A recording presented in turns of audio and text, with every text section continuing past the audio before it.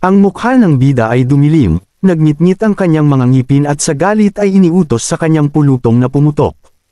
Ang kanyang sigaw ay nakapangilabot sa Viscount at natigilan ito sa lugar, habang pinapanood ang libo-libong mga bala ng crossbow na bumagsak sa kanyang hukbo na parang ulan ng yelo. Ang mga sundalo ng Viscount ay nanigas sa kinatatayuan at nagtaka kung mayroon bang ganitong unit ang McLean.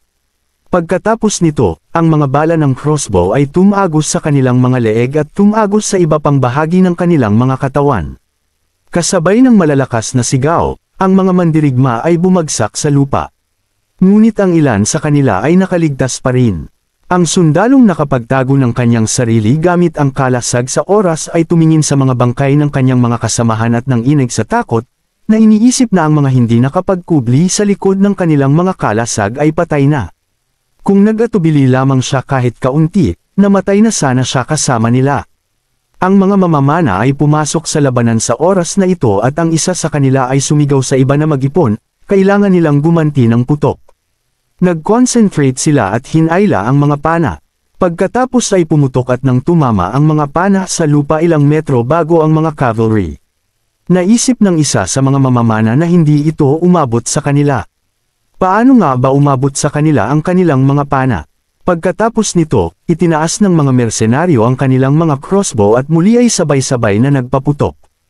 Isang segundo bago ang kanyang kamatayan, nakita ng takot na kabalyero ng kaaway ang dulo ng bala sa kanyang harap, pagkatapos nito ay namatay siya kasama ng kanyang mga kasamahan.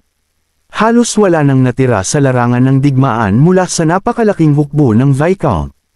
At ang Viscount na nakatingin sa mga bangkay, ay nag-isip kung bakit ang buong likuran ay nawasak sa isang segundo.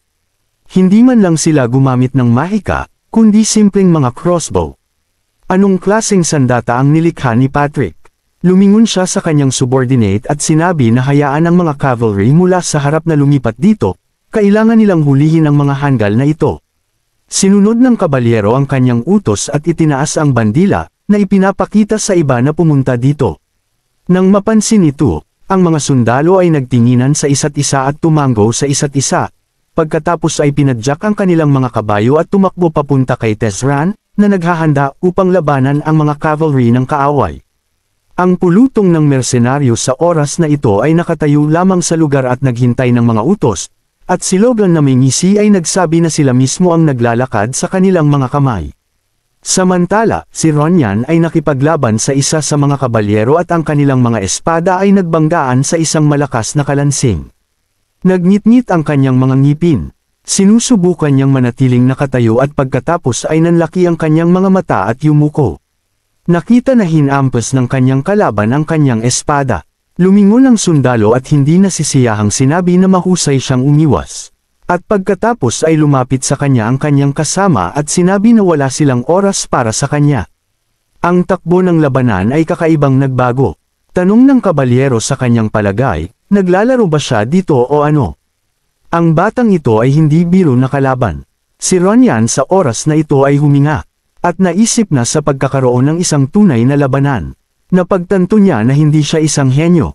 Isa lamang siyang bata na kamakailan lamang nagising. Ngunit hindi siya maaaring matalo. Hinawakan niya ang hawakan ng espada ng mas mahigpit. At naalala ang mga salita ng kanyang ama na kailangan niyang palitan ang kanyang nakatatandang kapatid. At tumingin sa kaaway na may tiwala na tingin sa pag-iisip na hindi siya maaaring mamatay dito. Ngunit ang nangyari pagkatapos ay lubos siyang nagulat.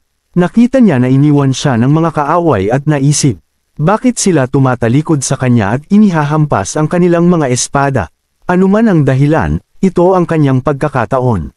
Bigla siyang sumugod at inihahampas ang kanyang espada. Sa isang bagsak ay hiniwa niya ang leeg ng kanyang kalaban at ang dugo ay sumabog sa lahat ng direksyon. Ito ay nagpagulat sa kanya at nagtaka siya, nasaktan ba niya ito ng napakadali? Ang sugatang kabalyero ay natamba at ang mga bala ng crossbow ay nahulog sa harap ng mga paa ni Ronyan. Pagkatapos ay bumagsak ang kanyang kalaban sa lupa na may kalabog, at ibinaling niya ang kanyang naguguluhang tingin sa kanya, na nakikita ang ilang mga bala na nakatusok sa kanyang katawan. Agad niyang ibinaling ang kanyang naguguluhang tingin sa gilid at nakita ang mga cavalry sa harap. Ibinaling ang kanyang atensyon sa lalaki sa ulo. Nang makita ang kanyang nakatatandang kapatid, Masaya niya itong tinawag na may relieved na ngiti. Pagkatapos nito ay dumaan ang mga cavalry ng kaaway sa kanya sa mga kabayo at iniutos ng kanilang commander na atakihin ang mga may crossbow. Iyon ang utos ng kanilang Panginoon. Ang mga kabayo, na pagod na sa labanan, ay pumila. At kinuha ng kanilang mga sakay ang mga kalasag. Ngumisi ang bida at nagtanong, ito ba ang sikat na pormasayon ng ahas na kalasag? Malakas niyang iniutos sa kanyang pulutong na tumutok ng paulas sa lupa at inulit ng isa sa mga mersenaryo ang utos. At pagkatapos ay lumingon sa batang Panginoon na naguguluhan, na hindi maintindihan kung bakit niya ito ginagawa. Sumagot siya ng nakakatakot na ngisi at sinabi na ang kanilang target ay mga kabayo. Ang parehong ngisi ay lumitaw sa mga mukha ng mga mersenaryo. Pagkatapos nito ay ibinigay ni Logan ang utos at lahat sila ay sabay-sabay na pumutok. Ang mga bala ng crossbow ay tumagos sa mga katawan ng mga kabayo at nagsimula silang hamalingging ng malakas at tumayo, na naging sanhi ng pagbagsak ng pormasayon. Dahil sa sakit, ang mga kabayo ay nagalit at itinapon ang kanilang mga sakay. At si Logan, na nanunood nito, ay nagsabi na may ngisi na sila ay mga hanggal. Ibinabaling niya ang kanyang tingin sa kanyang nakababatang kapatid at naisip na buti na lang at dumating siya sa oras para tulungan siya. Ngunit ang kanyang ama ay naiwan pa rin. Napagpasyahan niyang iligtas ang kanyang pamilya sa pagkakataong ito, walang saysay na manalo sa digmaan kung ang kanyang ama ay mamamatay. Pinadyak niya ang kanyang kabayo at ipinasa ang utos kay Kaysalan. At siya ay lubos na nagulat sa gayong desisyon, at nang makita siyang papalayo. Sinubukan niya itong pigilan at bumulalas na wag sumalakay sa labas ng saklaw ng kanilang mga crossbow. Tumingin siya sa kanya at naisip na halos nasa kanilang mga kamay na ang tagumpay. Bakit kailangan pa niyang sumugod? Mas malakas siya kaysa sa kanya, ngunit kung makatagpo siya ng isang kabalyero ng average na rango, magiging masama ito. Malakas siyang nagmura at isinumpa ang lahat. Winigawi niya ang kanyang kamay at iniutos sa iba pang mga mersenaryo na suportahan ang batang Panginoon na si Logan. Sa sandaling ito, patuloy na lumaban si Patrick at pareho silang nasugatan. Umuubo ng dugo, nagmura ang Baron, at nakangiting sinabi ng kabalyero na hindi niya akalaing susugod ito sa kanya, alam na masasaksak siya. Habang abala ang Baron sa kanya, sumugod ang kaaway na kabalyero mula sa gilid at winigiway ang kanyang espada simula sa taas pababa. Dahil dito, muling bamuka ang sugat ni Patrick at sumigaw siya ng malakas sa sakit at pagkatapos ay tinakpan ito ng kanyang kamay at naisip na ito ay kakaiba. Nag-concentrate siya at tiningnan ang kanyang mga kalaban ng mas malapitan. Dalawang kabalyero ang sabay-sabay na sumugod sa kanya. Inilalabas ang kanilang mga sandata, at napansin niya ang aura sa kanilang paligid. Naisip niya na literal silang sumusugod sa kanya para matalo siya agad. Saan nagmula ang lahat ng kawalang pag-asa na ito, kung ang digmaan ay nasa kanilang panig? Iwinagayway niya ang kanyang espada, hinaharangan ang mga sandata ng dalawang kabalyero ng sabay. Ngunit kahit gaano siya magsalag, paulit-ulit silang sumasalakay. Nadarama na pinipilit nila siya, ikinuyong niya ang kanyang mga ngipin at nagmura sa kanyang isip. At nang gusto niyang tumugon sa pag-atake ng kalaban, ang may-ari ng gininto ang aura ay lumitaw sa larangan ng digmaan. Napansin ito, ang isa sa mga kabalyero ay tumigil sa lugar at tumingin sa gilid. Nakita ang panganay na anak ng Baron na mabilis na papalapit sa kanila. Sumugod siya sa pagitan nila at ng kanyang ama tulad ng isang bagyo, na nagtataas ng isang ulap ng alikabok. Isang matalim na hangin ang tumama sa mukha ni Patrick. At siya bahagyang nanlilisik ay nagtaka kung ano ang nangyayari. Sa pamamagitan ng mga ulap ng alikabok, napansin niya ang isang lalaki sa kanyang harapan at isang ngiti sa kanyang mukha. Tiningnan ni Logan ang mga bangkay ng mga kaaway sa harap ng kanyang mga paa at sinabi na halos hindi siya makapaniwala. Narinig ang kanyang boses, tinawag siya ng kanyang ama. Siya ay tuwang-tuwa at tumingin sa kanyang likod na may pagtataka. Naisip na nakita niya siya at isang pulutong ng mga mersenaryo na papalapit mula sa likuran ng kaaway. Ngunit sigurado siya na malayo siya. Paano niya nagawang maglakbay na hinaharangan ng napakaraming mga kalaban? Lumingon siya at nanlaki ang kanyang mga mata sa gulat nang makita niya ang isang larangan na puno ng mga bangkay. Lumakad siya papalapit sa kanyang anak at tinanong kung kailan siya naging ganoon kalakas. Huminto siya sa gitna ng pangungusap na nagsasabing hindi na mahalaga ngayon. Hindi niya alam kung ano ang nangyayari, ngunit dahil narito siya, ibig sabihin ay karamihan ay nasa kanilang panig. Kinumpirma ng kanyang anak ang kanyang mga salita sa isang tiwala ng ngiti. At siya na inilalagay ang kanyang kamay sa kanyang balikat, ay ngumiti at sinabi na mahusay ang kanyang ginawa. Ang isang mataas na ranggong kabalyero, na nakatayo sa gilid sa oras na ito at nakatingin kay Logan, ay nagtaka kung natalo niya ang dalawang nasa gitnang ranggong kabalyero ng sabay. Tiningnan niya ang kanyang nakangiting mukha at naisip, na nagawa ito ng hamak na 20 taong gulang na batang lalaki sa bansa. Nagtrabaho siya ng husto para maging isang kabalyero sa kanyang edad. Hinigpitan niya ang hawak sa kanyang espada at nagngangalit ang kanyang mga ngipin. Na iniisip na hindi ito ang oras para mag-isip tungkol dito dahil papatayin niya siya dito at ngayon. Nagalit siya at itinuro ang kanyang espada sa harap at tinawag ang kanyang mga kasamahan na sina Rex at Trumbull, na tinatanong kung ano ang kanilang ginagawa. Sinubukan nilang bumangon at umungol sa sakit, at naisip ni Patrick na ang atake na ito ay sapat na para maintindihan niya na kahit na si Logan ay hindi isang mataas na ranggong kabalyero. Ngayon, sapat na siya para harapin ang karamihan sa mga nasa gitnang ranggong kabalyero. Kung gayon, dapat niyang harapin ang mga nasa gitnang ranggo, at siya ang haharap sa mataas na ranggo.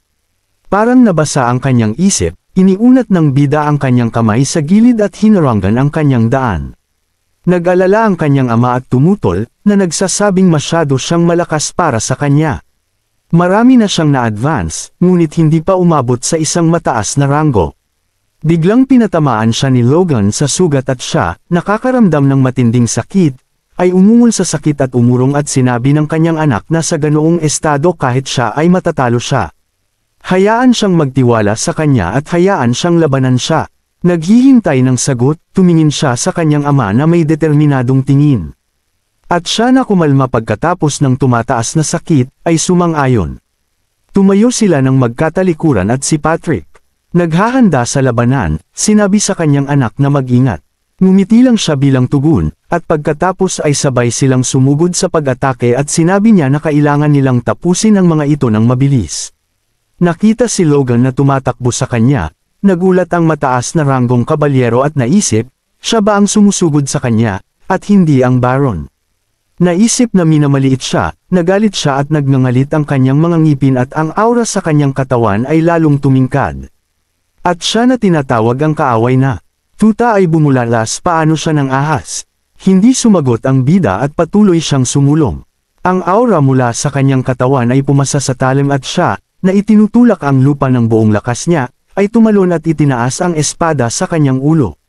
Pagkatapos nito ay inatake ang kaaway at nagbanggaan ang kanilang mga talim. Nahirapan ang kabalyero na harangan ang atake at umatras. Ngunit patuloy na pinipilit siya ni Logan, na tiwalang nakatingin sa kanya. Gayunpaman, hindi nakayanan ng kabalyero ang kanyang presyon at umatras. Pagkatapos nito ay bumulalas siya na hindi ito maaari. Naisip niya na kahit sugatan siya, hindi niya naramdaman ang anumang kahangahangang lakas sa mataas na antas mula sa kanya. Gayunpaman, dahil pinipilit niya siya, ibig sabihin ay ibinibigay niya ang lahat. Ngumisi siya sa naisip na ito, pagkatapos nito ay sumugod siya sa naisip na maaari niya. Iwinagayway niya ang kanyang espada, na nagnanais ng kamatayan sa kanyang kalaban. At si Logan na hindi nagpapakita ng anumang emosyon ay naghanda sa pag-atake. Nang muling magbanggaan ang kanilang mga espada, nagsimula silang gumalaw ng mabilis sa buong larangan, paulit-ulit na sumasalakay sa isa't isa. Ang kabalyero ay matatag na tumapak sa lupa at muling sumalakay, na hinarang ng kanyang kalaban. Ngunit biglang bamuka ang sugat sa kanyang tiyan at nagngangalit ang kanyang mga ngipin. Nagngangalit ang kanyang mga ngipin sa sakit na nagmumura sa isip. Ang sandaling pag-aatubiling na ito ay hindi nakaligtas sa atensyon ni Logan at napagpasyahan niyang samantalahin ito, na nagdulot ng bagong sugat. Bumulwak ang dugo mula sa isang mahabang hiwa sa balikat ng kabalyero at sumigaw ito sa sakit, pagkatapos nito ay umatras. Hawak ang sugat gamit ang kanyang kamay, at naisip na hindi niya kailanman inilantad ang kanyang sarili ng walang dahilan. Biglang may pumasok sa kanyang isip at napangisi siya sa pag-iisip na mayroon siyang ibang opsyon. Si Logan, na nakatayo pa rin at naghihintay sa kanyang susunod na galaw. ay tumingin sa kanyang espada at napansin na ang aura mula sa kanyang espada ay gumagalaw. Tumangala at napagtanto na ang kapangyarihan ng kanyang espada ay hinihigop ng espada ng kanyang kalaban. Natuwa ang kabalyero na nahulog siya sa kanyang patibong, pagkatapos nito ay kumuha ng mas matatag na tayo at mas hinigpitan ang pagkakahawak sa espada. Na inihahanda ang kanyang espada pabalik ng buong lakas. Dahil dito, ang espada ni Logan ay nahila papunta sa kanya, at siya mismo ay nahatak pasulong at kinuyam ang kanyang mga ngipin. Huminto ang kanyang talam sa harap mismo ng kabalyero at, napansin na bumaba ang sentro ng gravity ng kaaway, ay nakaya siyang hilahin pababa. Ngumiti at mas hinigpitan ang pagkakahawak sa espada, na iniisip na ito ang perpektong sandali para umatake. Ngunit nang sumugod siya at akmang sasaksak, isang piraso ng tela ang sumili sa kanyang likuran at kinabahan siyang lumingon. Si Logan sa oras na ito ay nagbago ng posisyon at nakita ang kanyang sarili sa harap ng kaaway. At naisip ng kabalyero, ganoon ba siya kabilis? Tumingin siya sa kanya na may takot na ekspresyon at nagtaka kung siya ba ang mabagal. Napagpasyahan ni Logan na huwag nang ipagpaliban ang kanyang kamatayan at ginamit ang lihim na teknik ng banal na espada. Na naging dahilan upang ang kanyang talam ay magliyab sa maliwanag na enerhiya. Nakita ito ng kabalyero, natakot ito at umatras, na nagsasabing kailangan niyang umalis dito agad. Itinaas ni Logan ang kanyang espada sa kanyang ulo at gamit ang unang anyo ng slashing wave, iwinasiwas ito mula sa itaas pababa at nagpakawala ng isang energy wave pasulong. Isang maliwanag na ilaw ang bumulag sa mukha ng kanyang kalaban, at nauuto itong nagsabi na imposible ito. At pagkatapos ay naabot siya ng enerhiya at nasunog siya sa isang maliwanag na flash. Isang maliwanag na sinag ng ilaw ang tumama sa langit at ang lahat ay huminto sa pakikipaglaban para tingnan ito. Ang atake ni Logan ay lumikha ng isang shockwave na dumagundong sa buong lugar. Pagkatapos nito ay dumura siya at tumingin sa hukay sa lupa na naiwan ng kanyang atake. Ibinabaling niya ang kanyang tingin sa kanyang kalaban at nagtanong, ang isang mataas na ranggo na kabalyero ba ay umaasa sa mga murang trick? Pagkatapos nito ay itinaas niya ang kanyang espada sa langit at malakas na inihayag na siya. Si Logan McClane, ang pumatay sa general ng kaaway. Nang marinig ito, ang mga sundalo ni Viscountess Zahn ay nagyelo at isa sa kanila ang nagtanong na may pagtataka, isang mataas na ranggo na kabalyero ang bumagsak. Sinabi ng kanyang mga kasamahan na hindi ito maaari. At kumusta naman ang Viscount? Nakuha din ba nila ito? Sumagot ang sundalo na hindi na niya alam, matagal na niyang hindi nakikita ang bandila. Pagkatapos nito, isa sa kanila ang naghagis ng kanyang espada sa lupa at hinawakan siya ng kanyang kasamahan sa balikat, na nagtatanong kung ano ang kanyang ginagawa. Baliw na ba siya? Tumugon ito sa pamamagitan ng pagsasabing kailangan nilang sumuko para iligtas ang kanilang mga sarili. Ayaw niyang mamatay dito. Nagtanong ang kabalyero kung paano niya iyon gagawin. Matapos silang panuurin, ang iba pang mga kabalyero ay naghagis din ng kanilang mga armas at nagsabing sumusuko na sila. Si Rick, na nakaligtas, ay nagsimulang purihin si Logan na may mga luha sa kanyang mga mata at sumigaw. Mabuhay ang unang Young Master, na may masayang ngiti. Ang kanyang mga salita ay sinundan ng iba pang mga kabalyero at lahat sila ay nagsimulang game time na bigkasan ito. Tinawag sila ng isa sa kanila na mga tanga at sinabing hindi pa tapos ang laban. Samantala, si Hammond ay nakatakas na mula sa larangan ng digmaan at kasalukuyang papunta sa kanyang kastilyo. Nagtaka siya kung saan nagkamali ang lahat. 3 taon na niyang pinaghahandaan ang laban na ito at humingi pa ng tulong sa iba pang mga aristokrata at nakakalap ng 100 kabalyero. Lahat ito ay dahil sa pulang demonyo na iyon. Ang kanyang mga cavalry at mga bagong armas ang sumire sa lahat. Kailangan niyang bumalik sa kanyang lugar. Sa ganoong paraan ay mananatili siyang buhay. Sa ganitong paraan ay narating niya ang mga pintuan ng kastilyo at bumaba sa kanyang kabayo. Pagkatapos nito ay lumapit siya sa mga gwardya at iniutos sa kanila na buksan ang mga pintuan. Nagulat ang kabalyero sa kanya at napansin ng kanyang kasamahan ang isang bagay sa malayo at sinabi sa kanila na tumingin. May paparating na sakay ng mga kabayo doon. Nakakita ng isang malaking detachment sa mga kabayo, nagtanong siya, iyon ba ang cavalry? Lumingon ang Viscount at napansin si Logan sa unahan ng mga kabalyero at kinabahan siya sa takot.